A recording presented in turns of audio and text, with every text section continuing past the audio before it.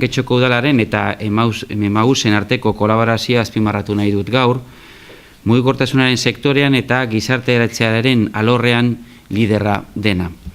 2011an lankidetza hitzarmena sinatu genuen proiektu hau martxan jartzeko. Alde horretatik, CEDEMOS estatu mailan aitzindaria den mugikortasun jasangarrirako ekimena I+G+B proiektu berritzailea da 3 ikuspuntuetatik aztertuta.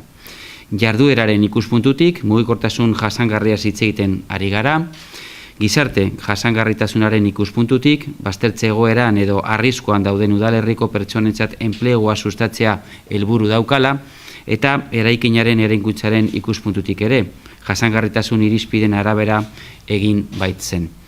Proiektuaren helburua da Euskadiko zein inguruko lurraldeetako bezero publiko eta pribatuei mugikortasun jasangarriarekin lotutako zenbait zerbitzu eskaintzea, baita getxo sektoreko erreferentzia bilakatzea ere.